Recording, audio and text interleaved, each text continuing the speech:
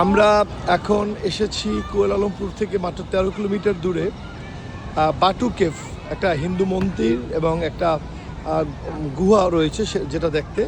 এবং আমি যতটুকু ঘেটে জানতে পারলাম এই গুহাটির বয়স আনুমানিক 40 কোটি বছর। তো বিষয় হচ্ছে গুহাটার বিষয় না, বিষয় হচ্ছে এই যে সিঁড়িটা, আমি ভাবতেছি এখন এই সিঁড়ি দিয়ে আমি কেমনে উপরে উঠবো, তারপরেও আমি উঠবো ইনশাল্লাহ। তো আপনাদের সাথে আমি শেয়ার করব আমার এই উপরে ওঠার জার্নিটা। চলুন ঘুরে আসি।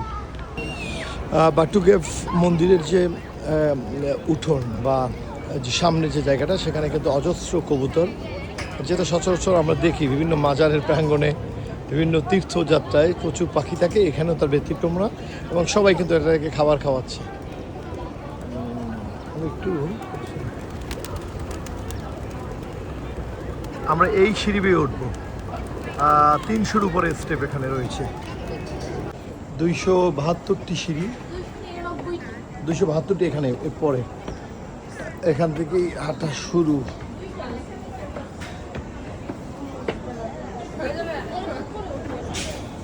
আমার মনে হয় খবর আছে। ইয়ান কি খবর, কেমন আরাম? অনুভূতি যদি বলি সেটা ভয়ঙ্কর। এরকম খাড়া সিঁড়ি দিয়ে আমি খুব কম উঠেছি।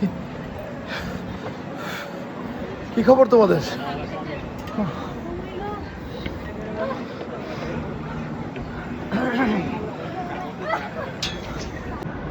অবশেষে আমরা সবাই মাত্র উপরে উঠতে পেরেছি। আপনারা দূর থেকে দেখেন যে নিচের মানুষগুলো কি সাইজে লাগতেছে।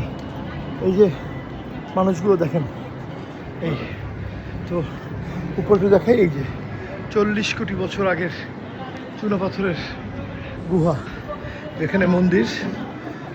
হিন্দু যে আদি ধর্ম, সেটা একটা oh my God। পানি, পাহাড় থেকে পানি চুয়ে চুয়ে পড়তেছে। ওয়াও, আমি ভাবছিলাম সিঁড়ি শেষ, কিন্তু এখানে এসে দেখি যে এখানে আমার স্টেপ আছে। আমরা কিন্তু এখন 40 কোটি বছর পুরনো একটা গুহার মধ্যে আছি। 40 কোটি বছর। তো উপরে একটা মন্দির রয়েছে, আমরা দেখি ওই পর্যন্ত যেতে পারি কিনা। সর্বশেষ যে ওঠার জায়গা, তার সামনেই কিন্তু অনেক কবুতর, মুরগি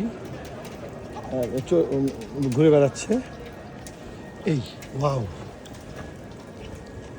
মিতুল এই জায়গাটা একটু দেখেন, এই গুহার মধ্যে একটু এই জায়গাটা দেখেন। Wow, just wow.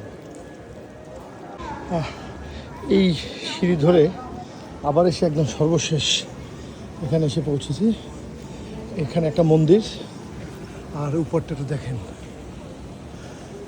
আসলে যে কোনো ধর্মের উপাসনালয়ে আসলে এক ধরনের পবিত্রতার বিষয় থাকে, সেরকম একটা অনুভূতি কিন্তু এখানে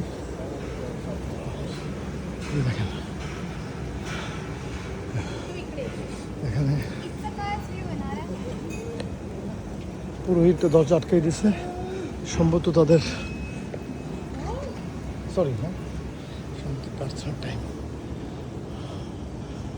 এখানে প্রচুর বানর রয়েছে। তো যাই হোক, বিদায় নিচ্ছি বাটু কেভের সেই 40 কোটি বছর পুরনো গুহা এবং মন্দির থেকে। আল্লাহ হাফেজ।